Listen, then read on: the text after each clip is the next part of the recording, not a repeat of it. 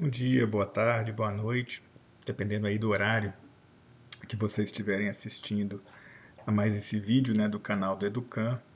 Hoje o nosso objetivo é fazer um segundo episódio, né, da série em que nós nos dispomos a interpretar alguns elementos da cultura marcial, né, asiática, chinesa, japonesa, okinauense, presente, né, na série Karate Kid, né, nos três primeiros filmes, né, os três filmes que compõem essa trilogia original do Karate Kid. Né, já fizemos um primeiro episódio mais de contextualização geral, né, dessa produção como obra cinematográfica, né, dentro do seu contexto histórico. E hoje a gente vai começar a analisar alguns elementos presentes, particularmente aqui no caso, principalmente no episódio, ou no, desculpa, no filme 3, né, no Karate Kid 3, que eu já antecipei no vídeo anterior, diz respeito a uma figura enigmática, né, de uma estátua, né, que aparece no Karate Kid 3 e que tem, como a gente vai ver, uma série de implicações aqui para a gente entender um pouco a trama, né, da história, né, do Karate Kid e o quanto que ela é alimentada também por ideias, concepções, conceitos que são emprestados de uma interpretação, né, do roteirista, do diretor do filme, a respeito de culturas tradicionais que vêm da Ásia, né? Em particular aqui, né, como a gente vai ver, muito ligado às tradições chinesas.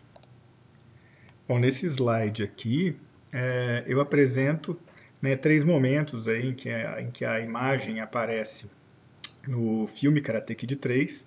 Né, numa delas, né, nessa daqui que o Sr. Miyagi está junto com o Daniel, né, e ele fala para a loja, traz boa sorte, né, o Daniel vê essa imagem, vê que o Miyagi tinha esquecido de levar essa estátua para a loja, ele pergunta que estátua é essa e o Miyagi se resume a dizer que é uma estátua que dá sorte. Né?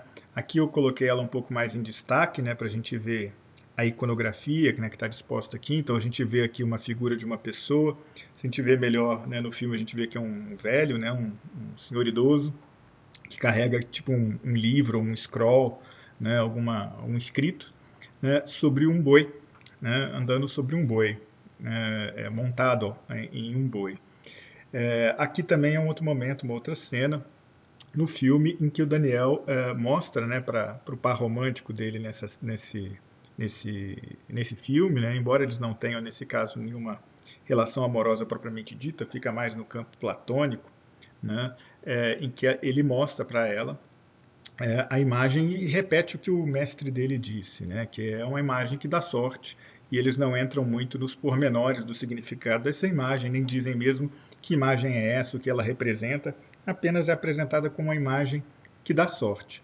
O filme não fala mais nisso, né? Fica parecendo uma coisa casual, mas evidentemente que tudo que entra na narrativa visual de um filme é algo que tem uma relação com a história, e se a gente prestar bastante atenção, a gente consegue recuperar qual é essa relação. Né? É isso que eu vou tentar fazer um pouco aqui, né, nessa primeira parte aqui da nossa interpretação.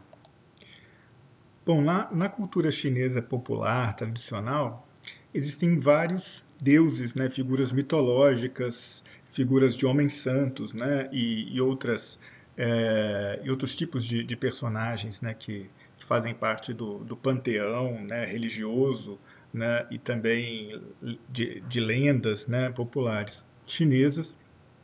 E algumas dessas figuras a gente pode articular com aquela figura, né, que aparece representada na estátua, né, que surge no filme Karate Kid 3. Eu queria primeiro que vocês olhassem aqui, né, essas três figuras. Né, se a gente pegar aqui embaixo, elas estão representadas de outras formas, né, ou seja, a partir dos seus ideogramas e também de alguns símbolos a que elas são associadas, e que são figuras, são deidades, na verdade é uma tripla deidade, né, ou três deuses, na verdade, que compõem uma unidade entre si, né, que inclusive são muito frequentes de aparecer muito recentemente, né, a gente acabou de virar o ano, né, no calendário chinês, eles costumam muito aparecer nessas circunstâncias de festas de virada de ano, né, porque são imagens, né, são deuses que trazem boa sorte, né, e outros tipos de bons agouros, né, de boas fortunas. né? Então a gente tem, por exemplo, isso aqui está invertido, né? Foi a imagem que eu consegui, então está invertido.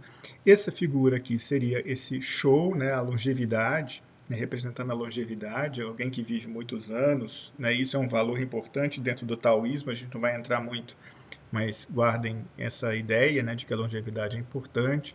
Aí no meio, de fato, aqui é Lu, né, que é a riqueza, a prosperidade, né, e no outro canto a sorte mesmo, né, ou as bênçãos, né, que é o Fu, né, que também aparece muito com essa ideia também da boa fortuna, né? Então são três deidades muito ligadas à sorte, né? E como aquela estátua diz respeito à sorte, a gente poderia pensar que estaria ligado, por exemplo, a Fu, né? Mas na verdade aquela figura até se parece mais com essa outra aqui, que é da longevidade, que seria Shou, né?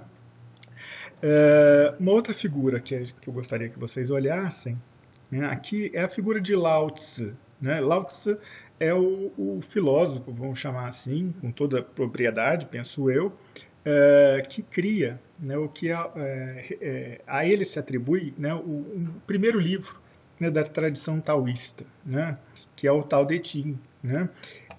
E o Lao Tzu, ou Lao Tzu, como muitas vezes ele é pronunciado, ele traz exatamente essa iconografia de alguém que está montado num touro, num boi, né? Porque na história dele tem uma lenda que ele teria viajado para a Índia, né, em direção à Índia, em direção ao oeste, né, para ensinar, né, sobre o Tao, né, e ele teria viajado, né, no dorso de um boi, né?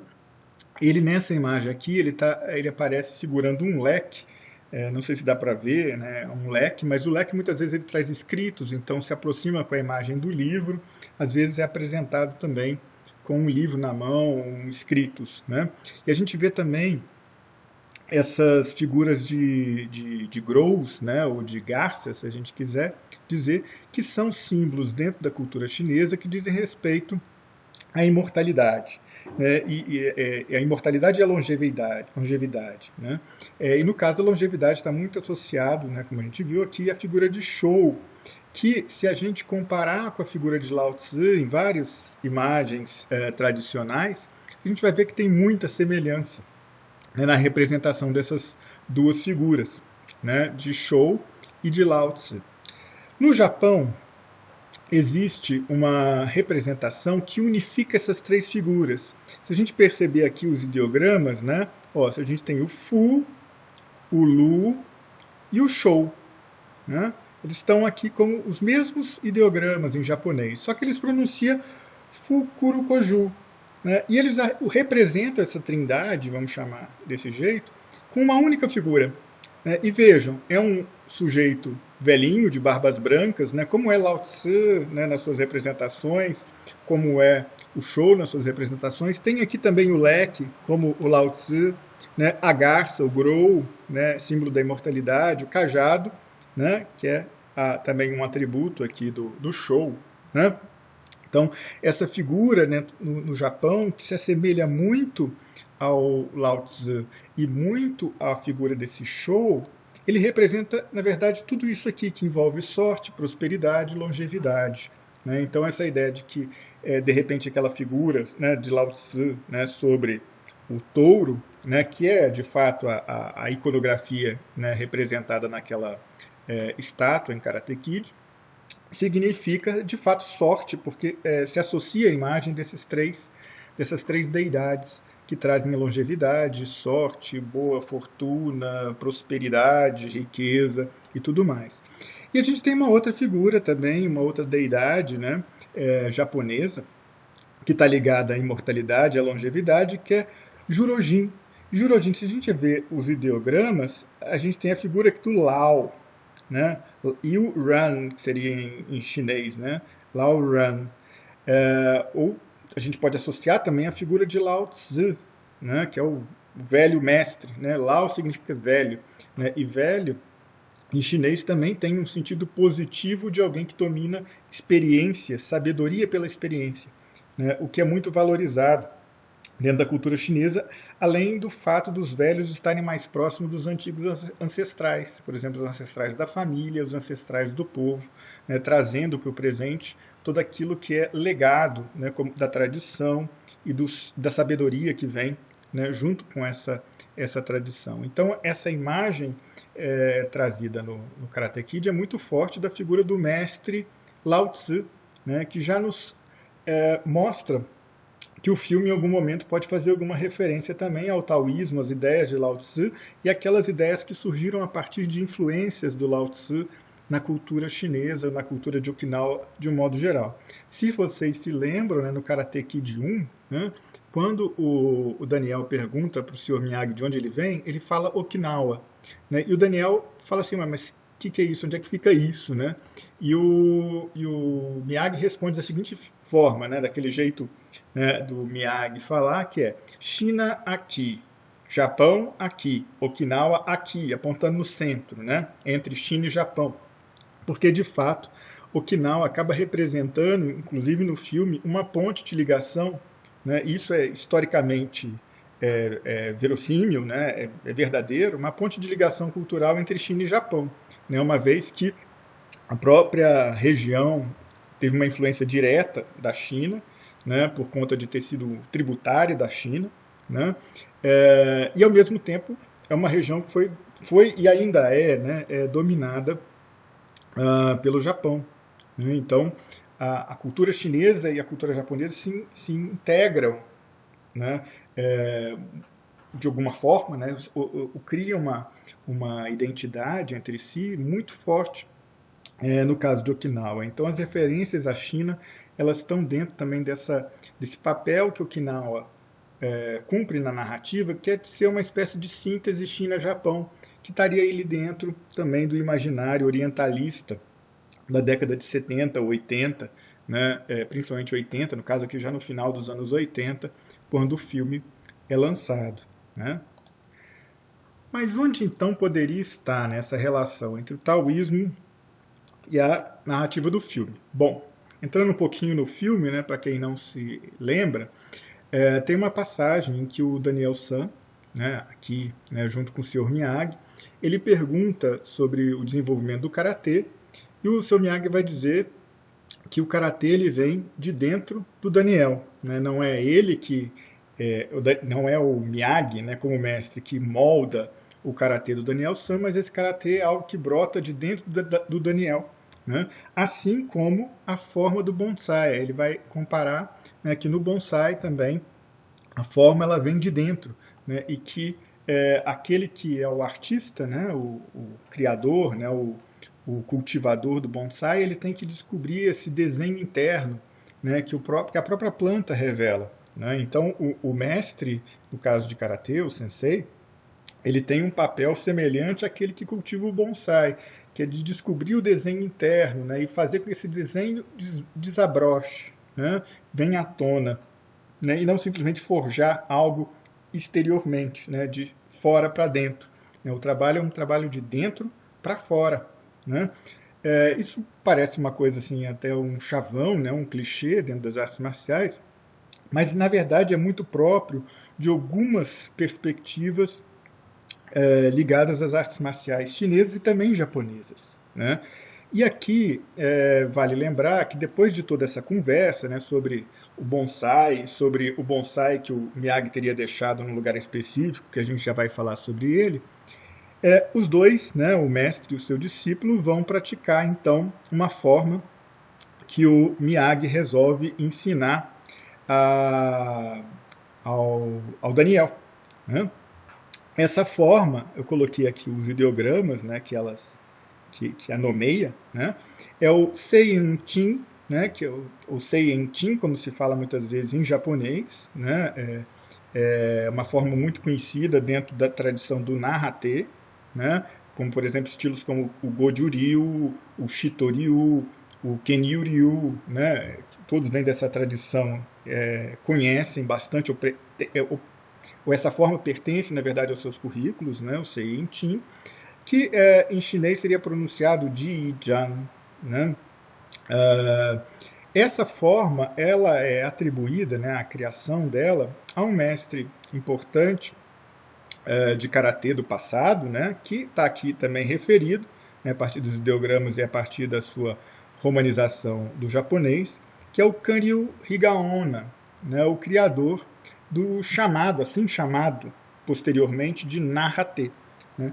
E é interessante a figura do Higaonna, porque ele teria passado muitos anos na China, aprendendo, né, artes marciais em Fujian, né, que é uma província ali no sul da China, no sudeste da China, né, que faz ali, está bem ali no litoral que divide a China da ilha de Taiwan, por exemplo, né, mais ou menos naquela altura. E o Higaonna, ele aprende artes marciais chinesas e ele cria um currículo, né, com algumas formas, que são formas que vão ser chamadas aí das formas do Narrate, né, que são formas que enfatizam muito a respiração e esse trabalho interno. Né? Então aqui a referência é muito clara, né, de uma interpretação que o roteirista está fazendo, de que o Narrate, né, ou essa vertente do karatê, chamada de Narrate posteriormente, ela teria essa ênfase num trabalho de fortalecimento interno para que se traga o karatê de dentro para fora. Né? Então trabalha-se internamente para que o karatê floresça. Né? Essa ideia do florescer, se a gente pensar aqui, ó, a gente está falando da década de 80, né, mas como a gente falou no vídeo anterior, né, o roteirista estaria ali muito influenciado, né, por toda a difusão do karatê e de outras artes marciais asiáticas nos Estados Unidos desde a década de 60. A gente pode pensar também no impacto que teve, né, algumas ideias nesse momento ligadas ao orientalismo ou à busca também de filosofias e saberes tradicionais asiáticos dentro, por exemplo, da psicanálise e da difusão desse saber da psicanálise também no mundo, vamos chamar de ocidental, moderno. Né? A gente pode pensar nos trabalhos do Jung, por exemplo, e aqueles trabalhos que o Jung ajudou a popularizar, né? Como, por exemplo, as traduções feitas, né, pelo Richard William, né, de livros, né, de textos tradicionais, como o I Ching e também O Segredo da Flor de Ouro. Né? Esses livros, inclusive, foram também traduzidos a partir da tradução do Richard William para o português, e aqui no Brasil também eram lidos, né, na década de 70, 80 até hoje. Né? São textos bastante procurados, principalmente por quem tem interesse, né, em cultura asiática. Né? E aí é muito interessante, né, se a gente pensar na imagem do bonsai, né, e nesse sol que surge, né, por trás dele, a gente pode pensar isso daqui como um símbolo que tem presente, por exemplo, no Segredo da Flor de Ouro, né, que é um livro, na verdade são dois livros comentados pelo Jung, traduzidos, como já disse, pelo Richard William, que falam sobre a alquimia interna, uma tradição da alquimia interna, no caso ali com uma inspiração muito fortemente taoísta e sincretizada com elementos do budismo. Mas aqui o que essa representação poderia dizer? Seria essa luz brotando da planta. Né? É como se fosse uma luz brotando do coração do corpo. Né? E essa luz redonda, circular, ela seria como uma flor de ouro, né? Que está ligada à essência do espírito, né? Dentro dessa tradição filosófica. A gente vai falar já um pouco mais a respeito disso. Então, na própria iconografia do Miyagi-Do, né, e dessa ideia do bonsai com o sol atrás, né, a gente vê aqui uma tentativa de uma aproximação com o trabalho interno, né, da alquimia interna, que estaria ligado, na verdade, esse trabalho também com o tipo de trabalho que se faz no Narrate, na tradição do Narrate. A gente falou também no vídeo anterior, né, que o roteirista ele tinha a intenção de, com a figura do Miyagi, retratar um mestre que ele teve no passado, que era um mestre de Goju-ryu. Goju-ryu está dentro da tradição fortemente, né, do Narrate, né, do mestre Higaonna. Para a gente entender um pouco melhor isso, essas imagens também são importantes. Aqui eu tirei fotografias, né, de partes do filme em que se mostra o tal do Caldeirão do Diabo. Né? Caldeirão do Diabo é o nome dessa formação geográfica, né, que existia ali na região, né, do filme, né, que passa o filme. E que, na verdade, é um nome, esse nome Caldeirão do Diabo, é igual o véu da noiva no Brasil, quando se fala de cataratas, né, ou quando se fala de quedas d'água grandes. Né. Esse nome é um nome que nomeia, né, vários de acidentes geográficos semelhantes, né, a esse daqui. A ideia é que você tem uma espécie de um abismo, né, no topo de um lugar alto, né, de uma espécie de uma montanha. Você tem um abismo, um buraco, que vai dar na água, no caso aqui do oceano, que entra por uma passagem lá embaixo, e quando tem maré alta, essa água sobe mais, quando tem maré baixa, ela desce. Né? Então essa é a ideia aí desse caldeirão do diabo. Né? E aqui no outro lado, né, eu coloquei onde estaria, né, o bonsai, né, que o Miyagi plantou e que o Daniel resolve retirar para vender, né, por conta de algumas dificuldades que o Miyagi estava tendo na sua loja, né, que ele estava abrindo. Então o Daniel ele queria arrecadar fundos, né, para a loja. E aí ele vai então tentar buscar a planta. Né? E aí a gente vê a localização da planta dentro do caldeirão do diabo. Né? Ela ocuparia mais ou menos uma posição intermediária, né, entre a entrada, né, do caldeirão, lá em cima, a gente poderia chamar do topo da montanha, até o abismo lá embaixo, né, onde estão as águas. Né? Isso é interessante para a gente explorar. Bom, eu também selecionei aqui alguns termos, né, que podem traduzir, né, para o chinês a ideia de um caldeirão do diabo. Né? Então, diabo, eu coloquei aqui o Mogwai. Lembrando que é o seguinte, né, diabo, esse nome é um nome da tradição cristã, né, e evidentemente não está presente da mesma forma, né, uma ideia de diabo nas culturas e nas religiões chinesas, asiáticas de maneira geral. Né? Então aqui é uma tradução aproximada, levando em consideração inclusive como que cristãos traduziram a palavra do demônio para o chinês, para finalidades missionárias e tudo mais. Né? E aqui também o Fu, que é caldeirão. Né? Agora tem algumas coisas interessantes a gente pensar desses conceitos. Né? Primeiro, vamos pegar Gui. Gui é esse segundo ideograma. Né? Mo estaria ligado à ideia do maligno, né, e do mágico maligno, né, que vem da Índia, um conceito que vem do indiano, significado, né, em chinês. Também está ligado com várias outras coisas, mas enfim, não vou entrar nisso agora. E se vocês verem, até existe o Gui lá dentro. Né? A gente pegar aqui a parte de baixo, né, do ideograma, a gente percebe esse outro ideograma comprimidinho ali, né? Dentro da formação da palavra, né, etimologicamente. Mas o Gui seria esse espírito maligno. Só que para os taoístas, né, isso eu estou pegando, né, como referência ao Christopher Schipper, né, que tem um famoso livro, né, o Corpo Taoísta, né, Taoist Body, que ele analisa também essa figura do Kuei. Né, e ele diz o seguinte, que dentro da alma ou do espírito humano, na concepção taoísta, existem, na verdade, várias almas ou espíritos. Né? E existem espíritos que são benignos, celestiais, e outros que são malignos, pesados, e que nos levam a realizar ações que são autodestrutivas. Né? Esses seriam os Kuei. E esse Kuei está associado, assim como o Shan, né, ou esse espírito celestial, eles estão associados também a partes do corpo humano e também a posições dentro do corpo humano. Então, no caso do Shan, ele está associado ao que seria as partes mais elevadas do corpo. Né? Então, por exemplo, a cabeça. Né? Enquanto que o Kuei estaria ligado a a um outro conceito cosmológico, seria o Qin, né, que seria a nossa essência primordial, né, que se situa nas partes mais baixas do nosso corpo, por exemplo, na região genital e também do mar de Qi, né, essa região do nosso abdômen, do baixo ventre.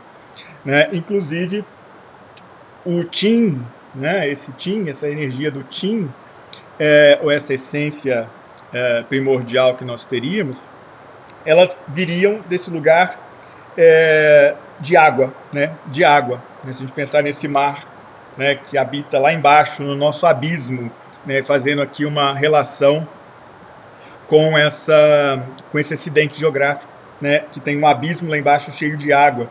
Então é ali, lá embaixo, no Qin, que brotam os espíritos malignos, os espíritos pesados, né, os espíritos dos ossos, como é colocado aqui também pelo Schipper. Né, enquanto que em cima, lá no topo, situa-se os espíritos celestiais que nos impelem, né, que impelem cada sujeito, cada pessoa, em direção àquilo que é o caminho da própria natureza, né, na busca, por exemplo, pela imortalidade, pela longevidade, todos aqueles valores taoístas mais elevados. Em relação ao Fu, é interessante que o caldeirão é um elemento importante do processo alquímico, né? O processo alquímico envolve colocar fogo, né, num caldeirão para que se fervam elementos metálicos de modo a purificá-los e trazer a sua essência, né? Isso teria um valor terapêutico, inclusive, na busca pela imortalidade, isso lá na antiga China, né? O Fu seria esse lugar da transformação alquímica. Então, quando a gente fala o caldeirão do diabo, ou Mogwai Fu, a gente está pensando nesse caldeirão onde acontecem os processos alquímicos, e há também o perigo, né? O perigo de nós sermos conduzidos nesse processo numa direção autodestrutiva, pois comandada, né, por aqueles que seriam as nossas potências, aquelas que seriam as nossas potências, vamos chamar muito entre aspas, de demoníacas, né? Então existe aqui uma possibilidade de a gente entender esse lugar em que eles entram para buscar a planta, né, como a entrada nesse lugar perigoso do trabalho interno em que as nossas potências malignas e autodestrutivas querem tomar conta do nosso ser, no nosso coração, enquanto que as potências do Shan, do espírito celestial, tendem a nos levar para uma direção adequada. Bom, há muito barulho de chuva aqui, eu espero que não atrapalhe muito o som, né, do vídeo, né, mas eu vou tentar continuar.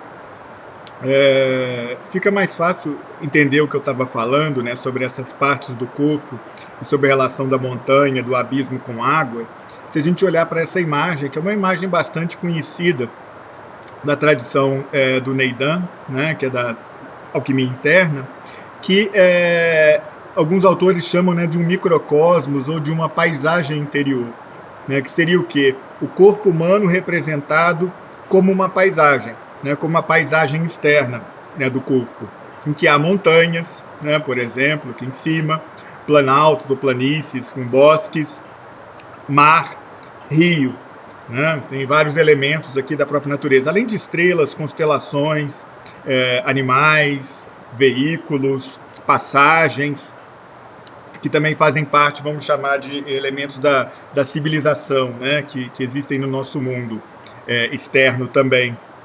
Ou seja, uma representação alegórica do interior do corpo humano, né, e do corpo humano entendido também como um corpo espiritual, já que não existe tanto essa cisão na tradição taoísta.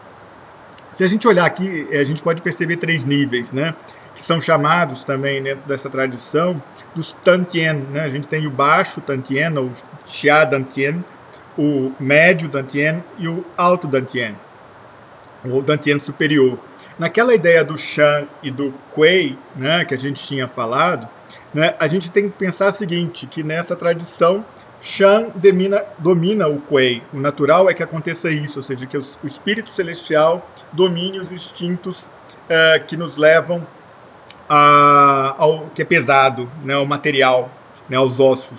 Então você tem aquilo que seria que está nas nuvens, né, então é muitas vezes chamado de espírito de nuvens, né, o Shan, em relação a que seja o espírito dos ossos, aquilo que nos torna leve, aquilo que nos torna pesado. Nessa tradição, o que nos torna leve deve dominar o que nos torna pesado, né? Então Shan deve em algum momento dominar o Kuei, né, que nasce, né, do Qin, que está na posição mais baixa, né? Então o superior domina o inferior, né? Esse seria o correto, natural, dentro dessa hierarquia corpórea também. No entanto, ou junto com isso, melhor dizendo, porque não chega a ser uma contradição, essa relação entre o superior e o inferior é mediada, né, por um nível exatamente intermediário, que é onde situa o coração, né, que é onde situa o coração aqui no nosso médio Tantien. A gente vê, inclusive, nessa posição média, né, a gente vê uma figura mitológica aqui, né, que faz aqui uma espécie de fiadeira, né? Ela é uma mulher fiadeira, né? É Dini, que a gente sabe pela mitologia chinesa que se trata de Dini. E se a gente olhar para voltar, né, na imagem anterior, né, que a gente vê a cena do filme, a gente pode pensar a amiga, a namorada, né, do Daniel, um pouco como essa figura, né, já que ela é a alpinista que vai mostrar como é que se chega naquele ponto para o Daniel a partir dessa corda, que é quase como uma fiação também, porque você tem o rolo, né, que você desfaz, né, para descer a corda. Então, existe aqui uma representação dessa figura, dessas duas figuras amorosas que estaria presente na mitologia chinesa, que também se representa aqui. Inclusive, essa outra também, que está aqui diante da constelação da Ursa Maior, né, ou a Tixin, né, em chinês, faz referência às suas sete estrelas. Né? Então, aqui você tem essas personagens mitológicas de respeito à relação amorosa, que se situam nessa altura do coração. Né, isso me parece uma referência possível, né, uma analogia com os dois, a posição dos dois aqui diante da árvore, né, do bonsai, que é representativo também desse coração. Lembrando que quando Daniel vê a planta e reconhece, ele reconhece o sol batendo sobre a pedra e formando aquela espécie de uma redoma luminosa em torno dela, que a gente já falou que a gente pode pensar como a flor de ouro, né? Ou a gente pode pensar aqui também com a ideia do plexo solar, que também se situa nessa posição, né, do médio dantiano, né, que é exatamente essa posição aqui. Né, aqui do lado eu coloquei só um pouco mais detalhado, algumas outras imagens mais detalhadas, né, dessas três posições, né, do inferior, do médio e do superior. Né, no superior a gente vai ver inclusive aqui as duas figuras, né, de Lao Tzu e Bodhidharma, né, que é o patriarca do budismo Shan, né, e o Lao Tzu que a gente já viu, né, a imagem dele ligada aí à fundação do taoísmo, mas eu não vou entrar evidentemente nos detalhes dessas simbologias todas que estão aqui presentes. Mas isso é bom para a gente situar do que pode se tratar essa metáfora desse caldeirão do diabo, né, também como uma metáfora desse trabalho interno e dessas partes que existem, né, dentro dessa concepção cultural do que seria nosso ser anímico e corporal, de onde surgiria, né, no caso aqui do filme, né, o karatê do Daniel. Né? Então o karatê do Daniel ele surge aqui, nesse interior. A raiz da planta está no coração. Né? Essa ideia de que a raiz da planta está no coração e que é necessário que esse coração seja governado, né, pelos espíritos celestiais, ainda que seja de alguma maneira também alimentado por esses outros espíritos inferiores aqui que a gente vai ver já já, que também tem um papel positivo e um papel fundamental, inclusive no desenvolvimento da trama do filme. Olha aqui, né, eu trouxe um trechinho, né, da Flor de Ouro, né, do Segredo da Flor de Ouro, que diz o seguinte, ó, a flor de ouro é o elixir da vida, ou seja, a vida parte dessa flor, né, que nasce, né, naquele pedacinho ali. Né? Todas as transformações da consciência espiritual dependem do coração, Xin, em chinês, né, que também pode ser pensado como mente, né, mas que seria corporeamente esse lugar do coração, né, corporalmente. Reside aqui uma magia secreta, de novo a ideia da magia, né, da transformação mágica, a qual, apesar de ser perfeitamente exata, é fluida, exigindo uma extrema inteligência e lucidez, assim como um extremo aprofundamento e tranquilidade. Ou seja, para se alcançar a flor de ouro no coração, essa consciência espiritual superior, é necessário que o coração seja cuidado, de tal modo que esse sujeito ele desenvolva extrema inteligência e lucidez, por um lado, e por outro lado também aprofundamento, né, enraizamento e tranquilidade. Né? Tranquilidade é um dos atributos principais da montanha. Né? Montanha, né? A gente vê aqui o trigrama, né? Kan, né? Montanha, ou o tal da montanha, né? A essência da montanha, que é um dos 8 paquá, né? Dos outros quá, né? Um dos paquá, que representa também a ideia da quietude. Né? Enquanto que a água, né? Que é o Kan, aqui, Kan, né? A água, né? O tal da água, representa o fluir, né? Também. Eu coloquei eles aqui por quê? Né? Porque eu coloquei montanha e a água aqui, e no meio eu coloquei a árvorezinha, né, do bonsai com o sol por trás, né? Porque a gente pode pensar esse lugar do meio, né, onde está o coração, né, naquele esquema, né, aqui, né, do Neijing Tu, a gente pode pensar que ele está entre o abismo lá embaixo, formado pelo Kan. Kan também é a figura do abismo, é a água e é o abismo, né, e entre a figura da montanha, que estaria no topo, né, na montanha, que é a quietude, Gan, né? Se a gente juntar esses dois trigramas para formar um hexagrama, e aí a gente entra no I Ching, a gente vai obter esse hexagrama aqui, Man, né, que significa, né, na tradução, né, do Richard William, né, na sua versão em português, a insensatez juvenil. Né?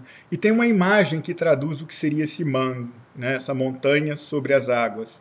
É uma fonte surge na base da montanha, que é muito a ideia que está no filme de quando há maré alta, aquela água brota, como se fosse brotando e vai cobrindo, né, aquele buraco, né, que se forma, aquele cone que se forma entre as montanhas. Né? Então, uma fonte surge na base da montanha. O que fala esse hexagrama, né, quando a gente lê, né, no I Ching? Fala o seguinte, que apesar da insensatez, um jovem pode chegar a ter sucesso. Então, apesar de haver aquela ideia de que o jovem é insensato, que tem a ver inclusive com essa força que vem de baixo, né, do abismo, né, onde está a sua essência natural, o Qin, né, e também de onde vêm esses espíritos malignos, né, dos Kuei, né, apesar dessa insensatez, o jovem pode ter sucesso. Para isso, é necessário um instrutor experiente. Essa é uma ideia interessante, importante aqui do hexagrama, né, que é a necessidade do instrutor experiente para guiar o jovem de tal modo que essa sua insensatez não o impeça de ter sucesso. O jovem, por sua vez, deve se reconhecer inexperiente, saber que ele não domina um conhecimento com base na sua experiência, na sua vivência. Uma outra ideia que surge desse hexagrama, né, que o instrutor ele deve ser receptivo, né, ele não deve ir atrás do aluno, né, o mestre não deve ir atrás do discípulo, mas esperar tranquilamente até que seja procurado. Eu acho que quem assistiu o filme do Karate Kid 3 já deve estar imaginando aqui as relações óbvias com a história, né, de toda aquela dificuldade que há na relação dos dois, né, do Daniel e do Miyagi. Né. Tem um negócio aqui que eu vou tirar, desculpem-me.